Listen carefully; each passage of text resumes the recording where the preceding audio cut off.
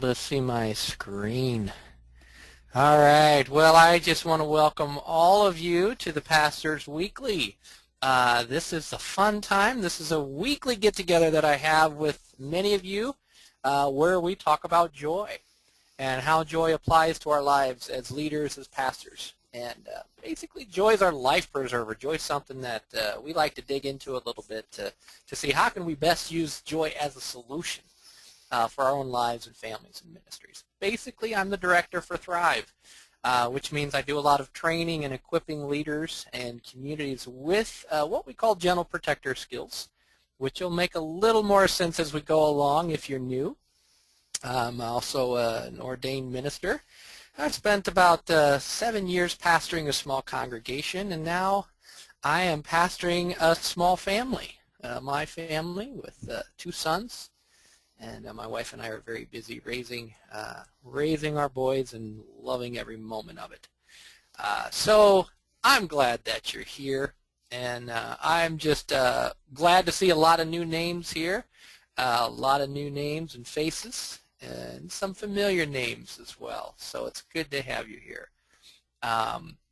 You know, I'm always excited about every week, but I'm always super duper excited when my friend Darrell Brazell is here, because Darrell's got really, I'd say it's a cutting edge ministry that's meeting a need in people all over the globe. And so Darrell is going to, actually Darrell, I'm going to let you talk a little bit about yourself. I just want to welcome you here. It's good to have you with us. Well, it's good to be here, Chris. Thanks for having us. And sorry, I get to the right buttons. It was asking me to show my screen, so there we go. Darrell Brazell, I'm pastor of New Hope Fellowship and Recovery Ministries in Lawrence, Kansas, and I've been working for about the last 12 years, specifically with men wrestling with pornography and sexual addictions and other forms of sexual addiction, as well as working a lot with couples and the families in the recovery process, as well as trying to help them incorporate things of joy.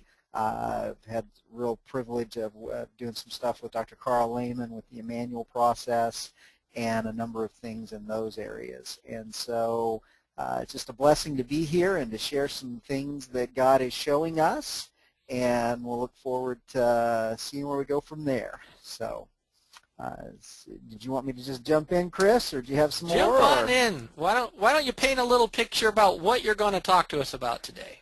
Well, what I want to talk about today is something that it's kind of been on the periphery for me for a long time, but really came crystal clear a little while back, a couple months ago, as I met with an individual. And that is that one of the things that is critical to help a man make the transition from being what I call a devourer of women to a protector of women is learning that his brain is really capable of that aspect.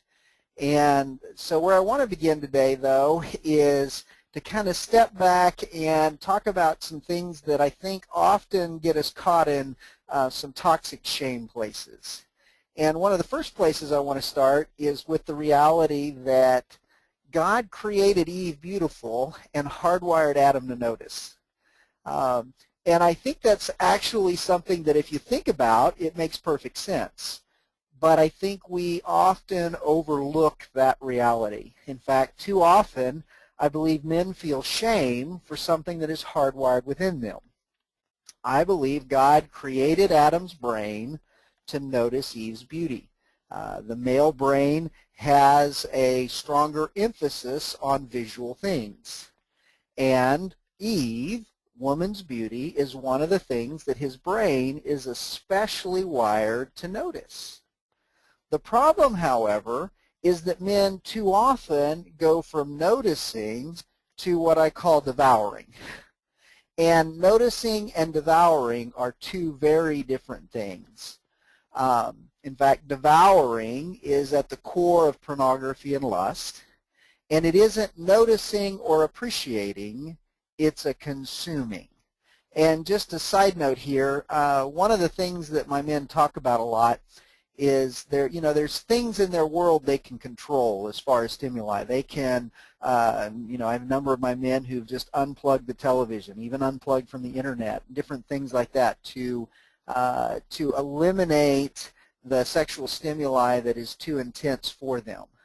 But one of the things that they can never completely unplug from is, real honestly, real live women. Even in what seems like should be safe contexts, going to the grocery store, going to Walmart, going to church is often one of the real struggle places for many men.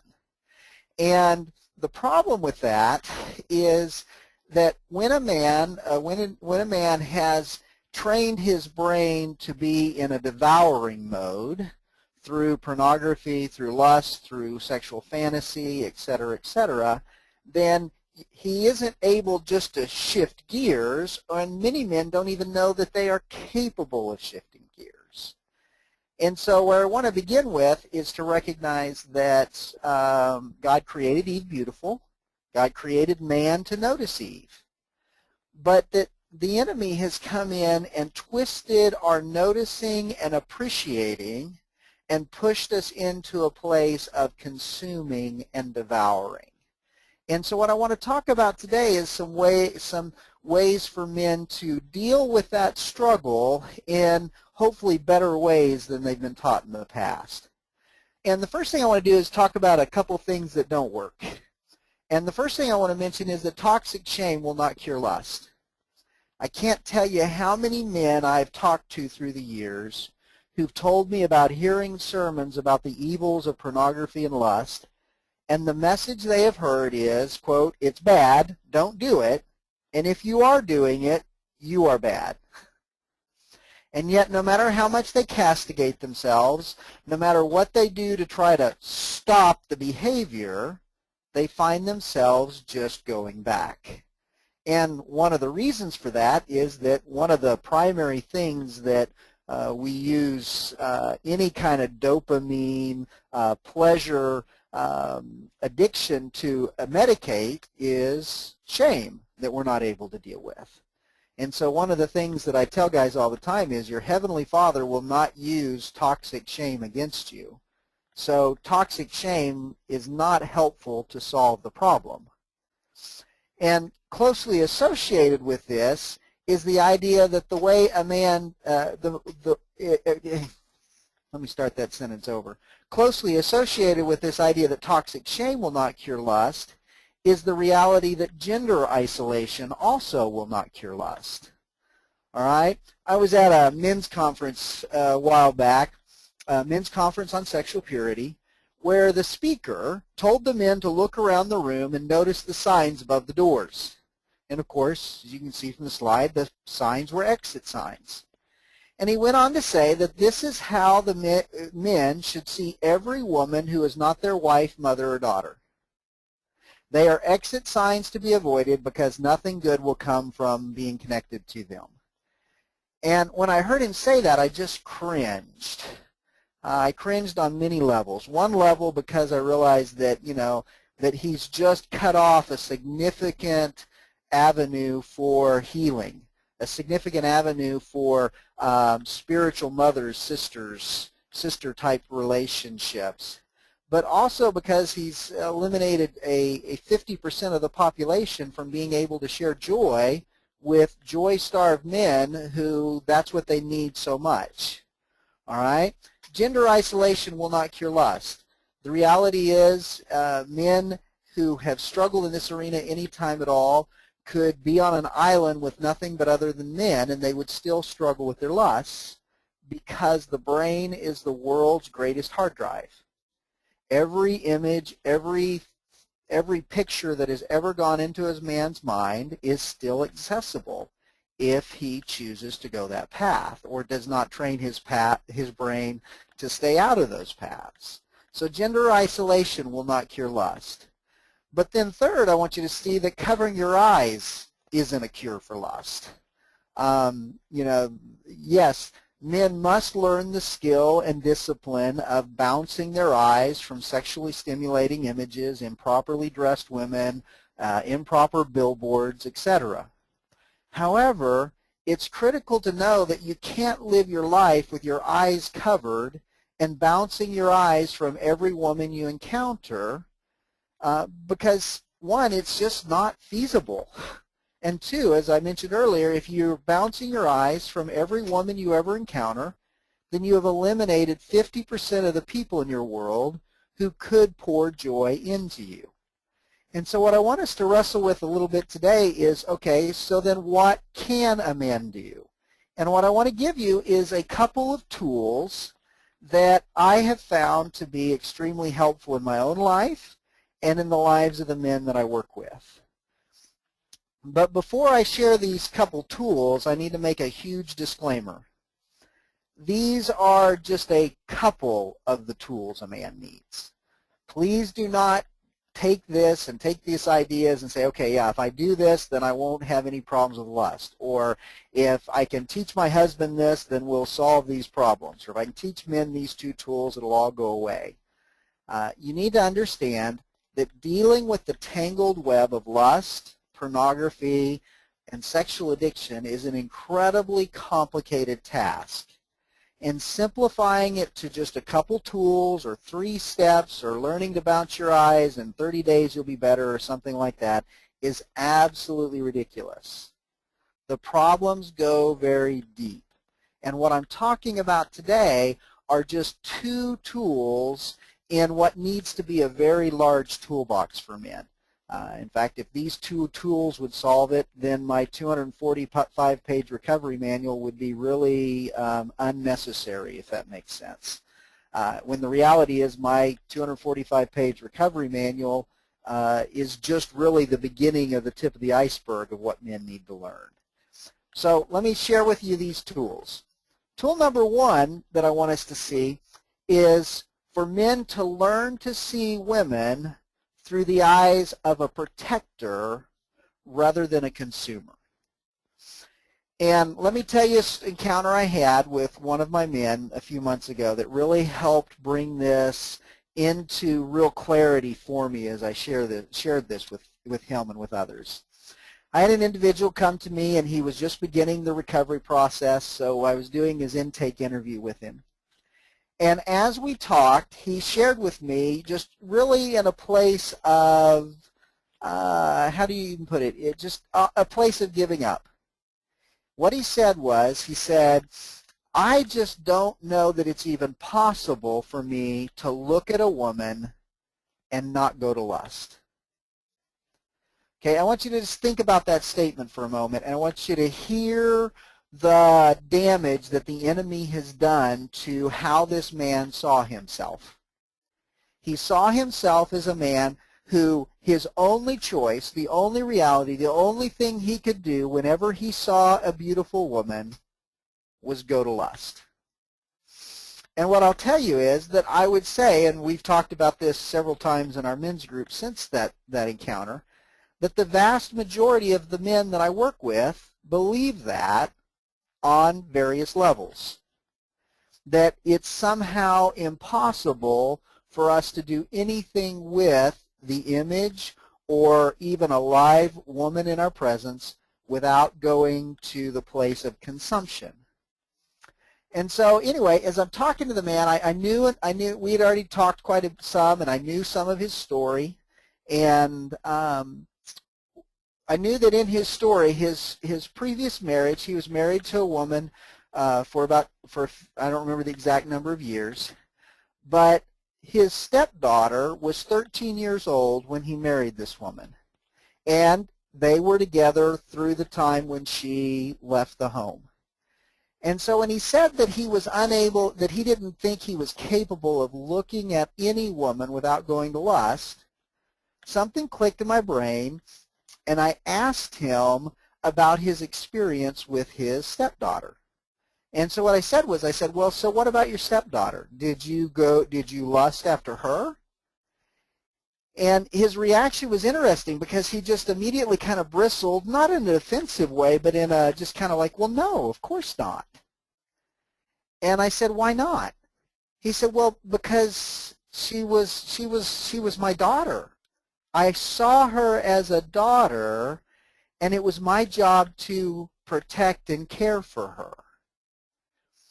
And I just looked at him and I said, so your brain really is capable of putting women in a category for protection rather than consumption. And you could just see the light bulb go off in his head as for the first time in who knows how long, he realized that he really was capable of seeing a beautiful woman without going to lust. That evening, I had a men's group, and we talked about that very discussion. And you could see the light bulbs going off all across the room in the guys' heads as they began to think of different women in their life who were very beautiful, attractive women who they did not have problems of lust with. And as we talked and discussed that, one of the common thread that kept coming out was the thread that these were women that they had a relationship with where they saw themselves in a role of protecting, not consuming. And so as we've wrestled with this, and I've talked with men in my groups and et cetera, one of the things that we've learned and continue to learn is that it's so critical for a man to begin to well, first of all, to recognize that he's capable of it, and then secondly, to begin to use the discipline of, in essence, categorizing every woman that he encounters into the category of mother, sister, daughter. And if you think about it, that's exactly what Paul describes in 1 Timothy 5:2. Paul tells Timothy, treat older women as mothers and younger women as sisters with absolute purity. Okay? I want you to just kind of let that sink in for a bit. You know, unfortunately, so much, especially in, Christian circles and stuff, tries to get men to deal with lust as if it could be controlled with shackles and chains. If you just put enough control on it, if you just clamp the lid down tight enough, then you cannot go there. Well, I'm getting more and more convinced that the answer is not in, keeping the dragon locked up in the dungeon, as much as it is retraining the mind to recognize that we are in relationship with women, but it needs to be relationship in the proper perspective. And I think that's part of what Paul is saying to Timothy when he says, treat older women as mothers, younger women as sisters, with absolute purity. And so there, going back to, the idea of bouncing your eyes and looking away and those sort of things, there is certainly merit there. When women are dressed immodestly and inappropriately, a man is going to need to look away. However, when it's normal, regular interaction, looking away, guess what it does? It so often adds to the shame. And looking away eliminates the ability to share joy. One of the things we've learned through the Thrive materials and other stuff is that joy is communicated right brain to right brain through the eyes, primarily. And so if you are always looking away from every woman, then what happens is you miss those opportunities to experience joy. And you say, well, but that's dangerous, that's scary, because what if you experience joy and then that becomes an improper joy? Well, there is an inherent danger there. However, treating every instance, every encounter with the opposite sex as only dangerous, unfortunately makes it even that much more dangerous. And so what I tell my guys all the time is, that that one of the things that can help them with their lust is to look women in the eyes. In fact, we kind of have well, not kind of, one of the things we talk about a lot is, draw a line at the neck. If you look a woman in the eyes, if you concentrate on her face and not body parts, you will be much more successful in not going to lust. Now, I do need to make one huge exception here, and that is that there are some individuals who have much more of what we call a relational addiction or love addiction than a lust or purely sexual addiction. And so for those men, the joy connection has an extra level of excitability and danger to it. Now, I still think that it's still important to have those joy connections, but we need to be extra careful with them. So one of the tools that I'm teaching men now, as far as to help them deal, especially with their day-to-day encounters with women, is the tool of learning to put every woman you come across in the category of sister, mother, or daughter. And that in those categories, then your brain begins to learn that they are not for my consumption. They have been placed in my path, and one of my tasks as a man in God's, as a man of God, is to be a protector of Eve rather than a consumer of Eve. And that paradigm shift for men is I believe makes a huge difference in the struggle with lust. But then the second tool I wanted us to look at today is the tool of teaching men to build joy with other men. And our world has little to no real understanding of the power and need for authentic male friendship. And what's interesting is when I was working on this slideshow, my PowerPoint slides, I got a graphic illustration of this. I was on a stock photo site that I get a lot of pictures for PowerPoint slides. And, the way you do those is you enter, I think I'd entered the keywords men and joy, or men and laughing, men and smile, different things like that. And I spent about 15 minutes literally looking at hundreds of thumbnail pictures of joy and people happy, looking for a picture of men in joy together. And guess what?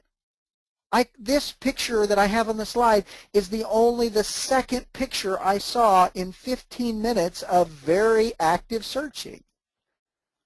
The other picture was 4 men with alcoholic drinks in their hand in a bar. Why? Because our world does not associate joy with men's relationship with one another. There were countless pictures of men with women smiling. There were many pictures of men with children, but very, very few pictures of men glad to be with other men.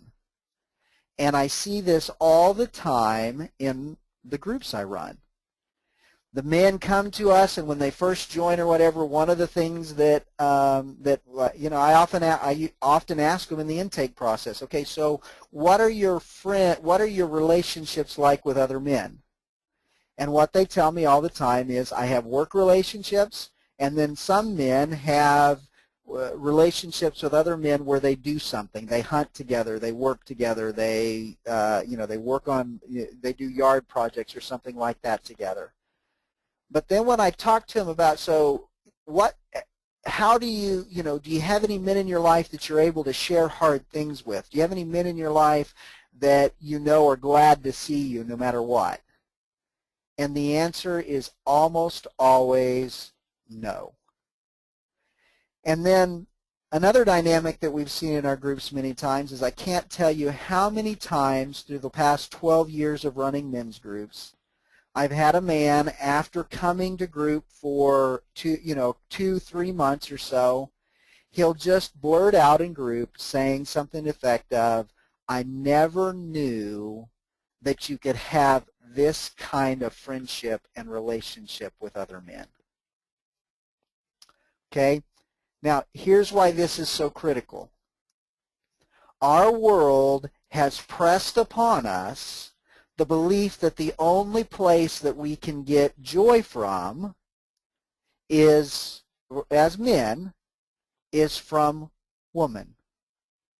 And so as a result, we have a whole generations, multiple generations of men who are constantly looking to Eve to fill their joy bucket and are oblivious to what can grow from other men. And then when you combine this with man's, the twisting of seeing Eve not for who she is as an individual or a person, but seeing her through the eyes of lust, then you have men who are in essence joy-starved because they're not looking to their relationships, even with other women, for a joy boost and for healthy relationship, but they're consuming them. And so you have so many countless number of men who are joy-starved, and guess what we do when we are joy-starved? Then we look for something, we are powerless to resist our cravings, and we look for anything to medicate the pain and shame in our lives. That's why internet pornography, that's one of the reasons that internet pornography and other forms of sexual acting out, that's one of the reasons they are so common and such a powerful draw. And so the second tool that I want to encourage men with, or those working with men, is to encourage them that what they need desperately is to build joy with other men. Now, here's the real interesting part. Men are often very resistant to that.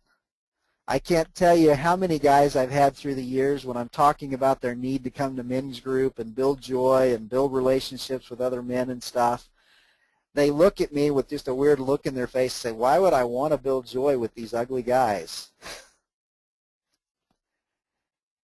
And I tell them, because it will change your life. And the men who jump in and do that find their lives starting to change in very radical ways. It's also interesting, you wouldn't think of, I've also tell you that a number of times through the years I've had guys kind of shake their head and said, I would have never thought from the first time I came here that one day I would look forward to coming here. Most men, when they come to our groups, one of the common things they talk about in telling their stories is that I've had a number of men who've sat in our parking lot for 5, 10, as long as 45 minutes trying to find the courage to come into the room where they knew we were going to be talking about pornography, masturbation, and other sexual issues. Absolutely scared them witless. But the real interesting thing is that they found over time that as they've entered the community, they've started to experience joy. And I can't tell you how many of the guys have talked about how men's group night is now one of the highlights of their week. And if you walked into our group and didn't hear the content we were talking about, many times you would be very surprised because you see guys smiling, laughing, enjoying being with one another. And other times where we're dealing with really hard stuff, praying over one another, grieving with one another. And what happens in that process is relationships are formed. Relationships go deep. And those deep relationships give one another more strength, more joy capacity to deal with the hard things. And that has been an amazing process to watch as we have walked with, hundreds of men through this process. And yet, it's such a major paradigm shift that we so often miss. And today I wanted to leave more time for discussion than we normally do, and there's lots of things I can certainly jump back into. But I want to kind of hand it back to Chris now, and we can see if there's any questions or see where we want to go from there. All right. Thank you, Darrell. Wow. You've covered a lot of ground in a short amount of time here. And I know there's a lot more content here, but yeah, we want to interact with our friends here. You know, I'm sure everybody's kind of digesting some of what you shared, and Darrell, you put your thumb on so much, especially now that we live in a very sexualized culture. And I got to tell you, the things that you're doing here, as I think about a lot of the leaders and the pastors and my friends and my colleagues, this is so relevant. And I'm really glad you mentioned toxic shame, because you know, the willpower seems to fall short, and then a lot of us just kind of beat ourselves up. So thank you for what you've shared here.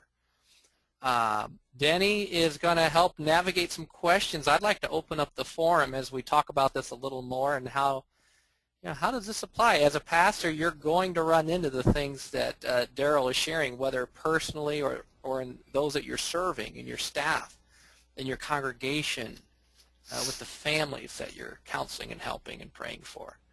So yeah, if you have a comment for Darrell or a question, this would be the time. If you have a webcam and a mic, jump on in here, join us. Maybe some of you just want to type in a question. But yeah, I want to open up this forum. We have, looks like we have a little bit of time here to interact. Well, I had, looks like one question I turned into two, so let me read the second half. The first half was, someone says, I believe that sexual purity is about my identity and who I am in Christ. What are your thoughts on this? Chapter 3 of my manual. All right. Actually, yeah, absolutely, is so much of, you know, and that goes back to the toxic shame thing that Chris was talking about. So much of sexual acting out is about numbing out and medicating the pain of really negative and wrong beliefs about myself. And so, like, for example, one of the things I have in my manual is, you know, very exhaustive "Who am I in Christ" list. I got it from some people who expanded one they got from Neil Anderson, and so then I've expanded it a little bit. And it's one of those places where you go back into Scripture and you say, okay, so God, who do you say that I am? But it's got to go much deeper than just a intellectual understanding. You know, it's one of those things that those lists, those verses, they're powerful, they're essential. But the reality is it's got to take the next level of us hearing it from the Father himself. Hearing it not just in a written word, but in our own relationship with him and in the dialogue that we have with him. And so that's where, you know, we found the Emmanuel process to be such a powerful, essential part of the recovery process, because as men experience Emmanuel meeting them in their, even the middle of their mess, even the middle of some of their worst places of acting out, and discovering that he's not rejecting them, he's not pushing them away, he's sad for the mess that they're in, but he's still glad to be with them. That is often life transformational for men. And so sexual purity so much of the time does come back to understanding who I am in Christ and allowing God to define me, rather than being one of the statements I make all the time is, we are not defined by our sin, we're defined by our Savior. That as we see ourselves as he sees us, then we begin to live out that reality rather than the reality that we have believed to that point. Mm-hmm. And Darrell, I really appreciated during your time earlier, you used the terms relationships and training as a solution. And I also appreciated you use the word joy because it seems joy is part of the problem and the solution here. And low joy kind of sets us up for artificial joy. And what I hear you saying is joy is part of the solution, both with the manual and in those relationships with other people. Yeah, and I think a big part of that too is beginning to recognize the difference between joy and pleasure. Mm. And this is something that I emphasize a lot, as I'm working with individuals, is we as a culture, as a world, we're very addicted to pleasure when what we are really seeking is joy. Mm-hmm. And you say, well, what's the difference? Well, pleasure is anything that tweaks the brain's ability to produce dopamine. So, anything I do pleasure-wise will cause my brain to release dopamine, and that feels good. I can eat a piece of chocolate. I can play a video game. I can watch something on TV. I can go on a roller coaster. I can do all these pleasurable things, most of which, I'd say most pleasures are perfectly fine and okay in and of themselves. But the problem is that pleasure without relationship is just pleasure. And so what I tell people, my guys all the time, well, I say my guys, people all the time, I tell this to their wives and women we work with as well, that you have to learn that what your brain and what your life really wants to live off of is not the immediate hit of pleasure, but the longer lasting effect of joy. And what I tell them is the difference between pleasure and joy is that joy is always relationally connected. You can have pleasure without another person. You can never have joy except in relationship.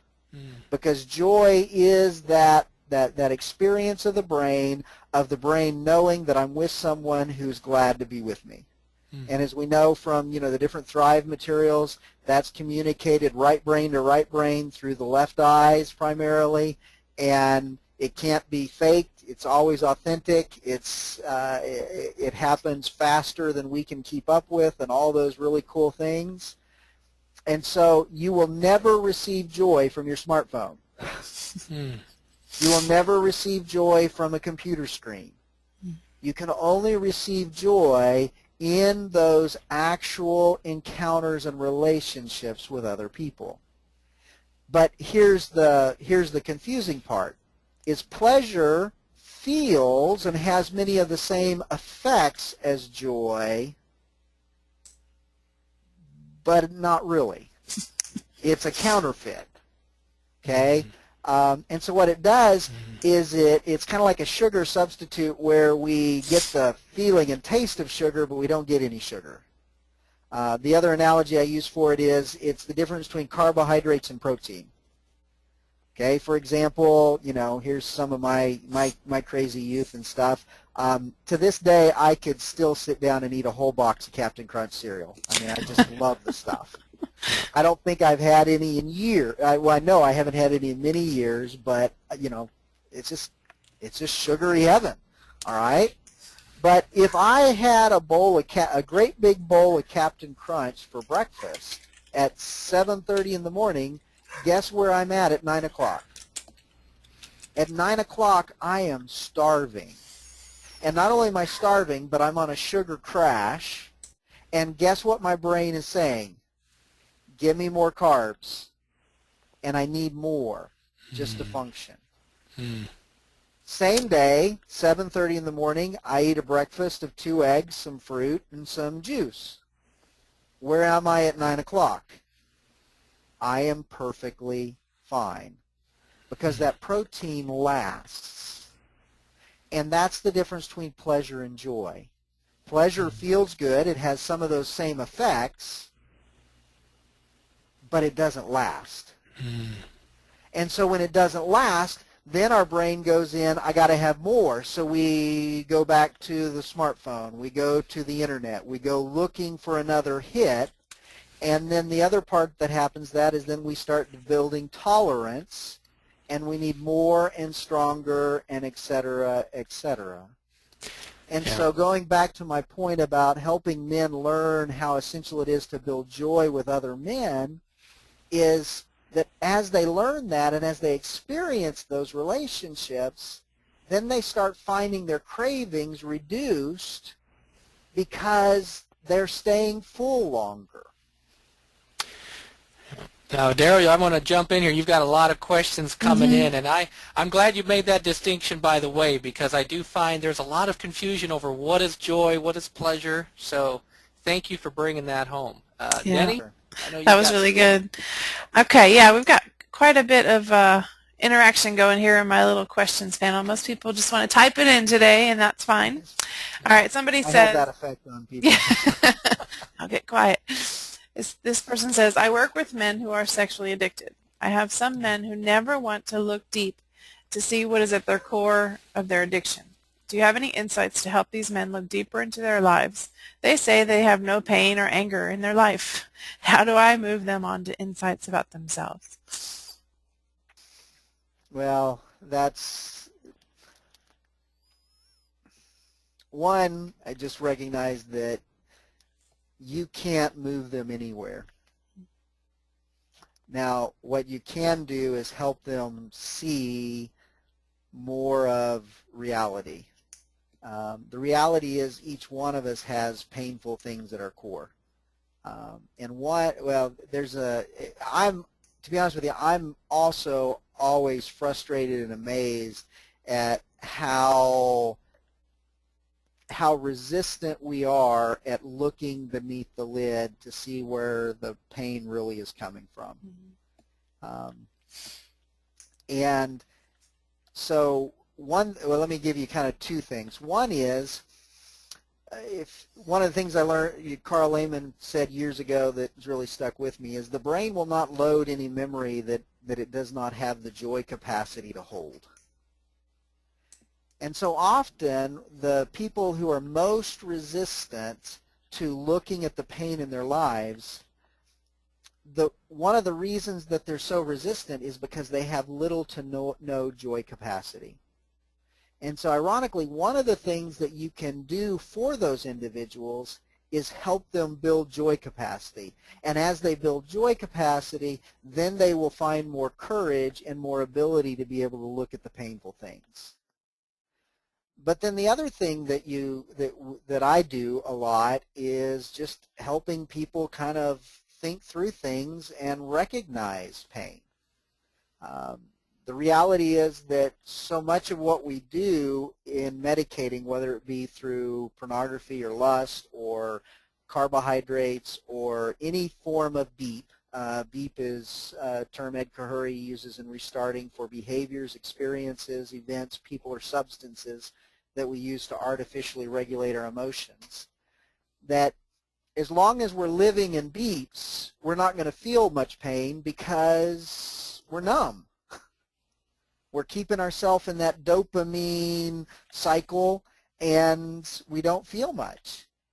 And so one of the things you can do for those people is help those individuals who are not looking beneath the surface, is challenge them to go without their beeps.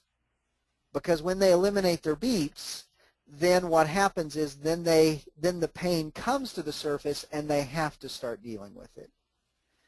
The other thing is to help them challenge their denial. And one of the most significant ways to do that is to work with them in the context with their spouse or someone else that is very closely related to them. Because so much of the time what they say is, well, it's just struggles and it's not really affecting anyone else. But until they start looking at let me backtrack for a moment. One of the things that often helps individuals start looking at their pain is when they start seeing how much impact their ways of dealing with their pain is really having on those they love and care about. Okay, for example, in my own story, when I was in the middle of my mess 13 plus years ago, any pain or struggle that came to me because of my addiction, my acting out, in a way, I kind of just wrote off and said, well, no big deal, I deserve it. And whatever suffering I had, I could swallow and say, well, yeah, I'm a horrible person, so I'm getting what I deserve. But when I looked at my wife and my little daughter at that time and saw that they were suffering, then I said, okay, God, you got to help me change, because I don't want them to hurt this way.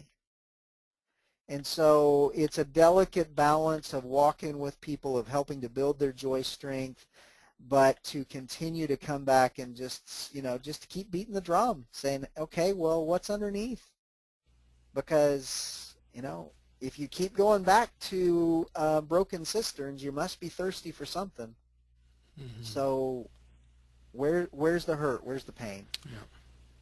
Yeah, thank you. And that's the beauty of the Emmanuel process, really, is just that it creates such safety to start to address some of that stuff.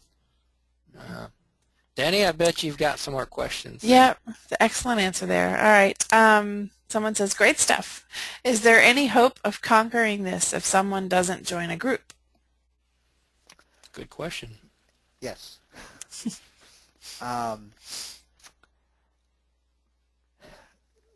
Recovery from pornography, sexual addiction is a complicated, difficult path. And in our model, in our ministry, we found that path best navigated when an individual is diving into our recovery group, doing individual counseling, Emmanuel work, and building relationships with other men, and really attacking it from many different directions. And yet I talk to individuals all over, literally all over the world, different people through things like this who contact me, who say, well, I don't have a group. I don't have any connections. And I've gotten to where I just have almost a standard reply. And that is, I just tell them, okay, well then pray. Ask the Father who He wants you to talk to and share your story and your journey with. And whatever face, whatever name comes to your mind, ask the Father for strength and go tell Him where you're at. And, when I tell them all the time, I say, hey, you found my manual, you found a resource, go to them and say, hey, I've got this problem, this is my story, I found this resource, but I need someone to walk with me through it. Would you be willing to be my sounding board as I go through this? And what's amazing to me is, one, how resistant most people are at trying that. We're terrified of people finding out. But then secondly, what normally happens when somebody finds the courage to do that? Then they find out that the person that came to their mind, either one is a fellow struggler who understands it and needs help themselves, and then they have a partner to walk through this recovery with, or two, they find someone who has fought this battle and who's God's led into some places of freedom, and they become a mentor and a guide that can help walk with them. And so what I tell people all the time is, don't let not having a group, not having the right resources in your immediate vicinity stop you. I didn't have a group. I didn't have anyone in my area that I knew of that I found literally it was a year into my recovery. Well, no, not a year, a little over a year into my recovery when we started our first group. Our first group was the first one I was aware of anywhere in our area. And yet God was faithful to me. He brought an individual to me, and he and I started meeting together. And yes, a group is better than one person, but one other person is a place to start. I tell guys all the time, think of it in terms of a baseball team. Ask God to help you find 9 men that you can surround yourself with, so that if you're struggling at 11 o'clock at night, one of them's still up. Or that if you only have one person that you could call and he not answer, or him be in a bad place. But when you start developing a whole team of men around you that you can call and wrestle with, then it's amazing what God does as He grows those relationships. Good. Thank you. Okay, another really good one. Can you give some very practical examples of how a man can become a protector of women rather than a consumer.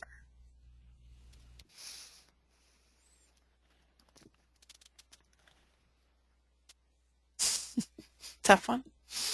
Yeah, tough to, get specific practical, but I think, so much of it boils down to, even it's so much more about the mindset. If okay, here's a good example that just popped in my head. Restaurants. I'm in Lawrence, Kansas, college town, and so every restaurant's a bar. And many times waitresses are not dressed in the best of ways. And so it's often challenging in those environments to deal with the consumptive temptation. But a friend of mine years ago, I noticed that one of the things that he did was whenever we go to lunch, we go out to eat on a go to lunch on a pretty regular basis. And whenever the waitress came to him, he would always find out her name. And every time she came to the table, he would refer to her by name.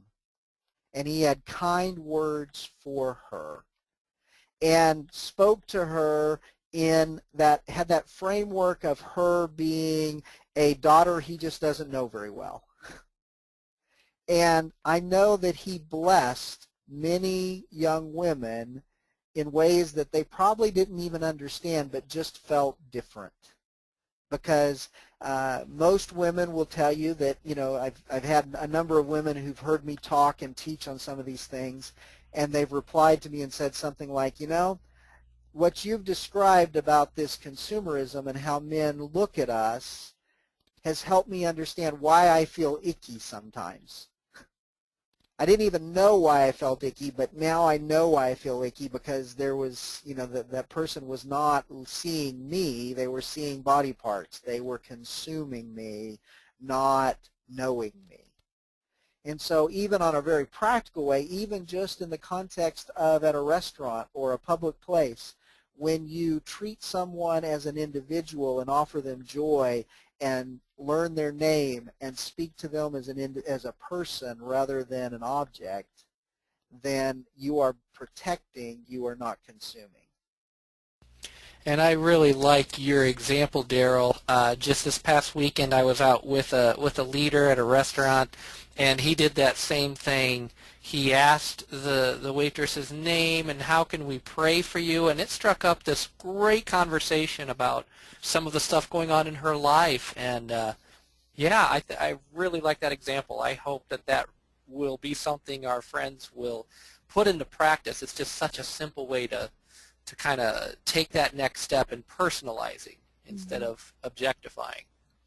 So it's great. All right, Danny, I think we've got a time for another one or two, and then I'm going to have Okay. to All right. move Let's along. do this one. What activities are you doing in men's group to create joy? Well, that's pretty complicated. We don't have a lot of activity in our group, but let me just give you a real quick picture of our group. Our group will meet in what we call big group time, which is surrounding a big table. There'll be anywhere from 6 to 8. We've had as many as 25 guys at a time. And so we have big group discussion, and there's often some banter, conversation. We enjoy being together. But then what we do after that is we break up into what we call our check-in groups of 3 or 4. No less than 3 for safety protection reasons, no more than 4, because real honestly, if we have 5 guys in a room doing check-in, they will be stuck there for 2 hours, hour and a half, 2 hours. So we've learned that 3 to 4 is the perfect number. And in that group of 3 to 4, we have 4 simple points of check-in. Point number 1 is, where am I at today? What's going on in my world? Just a share-in of joys, struggles, triumphs, etc. Point number 2 is just that. It's a check-in, and we have what we call our 6 dailies, which are 6 core recovery behaviors that we encourage guys to do every day. And so it's a check-in. How have you done on your 6 dailies? The third point of check-in is confession time. James 5:16, 1 John 1:7 through 9. Is there any sin that needs to be brought in the light? Anything you've come in here weighed down with that you want to share with your brothers in Christ and leave here free of? And then the fourth point of check-in is goals. What was your goal from your last meeting and how have you done with it? And then the second half of that is, okay, so what's one tangible, practical goal that you're going to work on this week to be in a better place? And so in that context, as guys share their struggles and their victories and where they're at, et cetera, there's just so much relational connection. There's so many aha moments when a guy shares something and a guy says, really, I thought I was the only one. And as those take place, there is just a very natural place of joy that happens. But then I have a whole page in my manual of suggestions for building joy in group, and you caught me a little off guard, and it's been a while since I looked at it. But we talk about encouraging guys to make eye contact, saying hello, calling one another by name, those kind of things, and then we encourage guys to meet for lunch, coffee, daily phone calls with one another, anything to build those relationships and build joy. And we found that to be especially powerful and helpful in the process. Great, thank you. Denny, any last comments before I... Let's do one. I hope maybe this will be you don't even have an answer to this one. This was someone that's looking for resources for dealing with men who desire a sex change operation. Is that anything you ever touch on? Not specifically directly. I do have a chapter in my manual for men who wrestle with same gender attractions, and so I would, someone in a place where they're wanting to go as far as doing a sex change operation is someone who certainly struggles in that arena, and it's gone to a very extreme depth. And so I don't have anything specific there, but at least kind of beginning to move in that direction. Okay. All right. I think the rest will end up getting too long, so I will email some of these people. Well, and just let them know, too, you're welcome to send those questions to me, and I'll get to them as I'm able. I'm kind of drowning in email at the moment, but I would love to hear from new people. Well, Darrell, I want to thank you. I'm going to talk a little bit about resources, but we just have to have you back because what you're doing is meeting a crucial need, and I just appreciate your heart and your ministry. So, thanks. Pleasure to be with you. So, friends, you should see Darrell's contact information up on the screen. He's got a couple of websites here you can take a look at. Find his resources. He's got a lot of good resources here. Hope you will visit him and follow up. And I put this little resource on the screen earlier when you were talking about kind of describing a transformation zone and the need for what kind of an environment ideally do we want to have in order to start joy. So I just want to encourage friends, check out the Joy Starts Here book, brand new book, hot off the press, and lots of exercises, Bible studies. There's even assessments with each chapter where you can kind of get a feel for where some of those strengths and weaknesses are for joy levels, for pseudo-joy. And speaking of joy for couples, my wife and I lead Joy Rekindled Marriage Weekends. And there's one coming up next month in Medicine Hat, Alberta, Canada. And I'd love to see you there. So you can learn more about this awesome opportunity at thrivetoday.org. And basically we've designed these to be very interactive for couples. So there's a little bit of teaching, but there's a whole lot of exercises so that you actually can start joy in your marriage and have some fun while you do it. And my wife, Jen, and I also created a new little resource called 30 Days of Joy, which is basically we put this together for busy married couples who just don't have time. But as Darrell's shared with us today, low joy can get us in a lot of trouble, especially in our marriages. So we designed this little guide to be a jumpstart for joy in your marriage. 15 minutes of exercises a day. Jen and I have tested these exercises. We loved it. and we're actually starting round 2 of the exercises. So take a look at this. You can actually find it at the Life Model website, which is lifemodel.org. Visit the shopping page. And this is also a fairly new resource. A brand new resource actually here is Jim Talks Volume 30. I really hope you guys will check this out, because what this does is it unpacks a lot of the concepts in the Joy Starts Here book, especially in how we use the term inequity. I just listened to these volumes over the weekend on a little trip that I made, and I have to say they are great. The application is just off the charts. And so Workers of Inequity, Volume 30, Jim Talks, go to the Life Model website as well, and you'll find these excellent resource. Had a lot of fun going through those.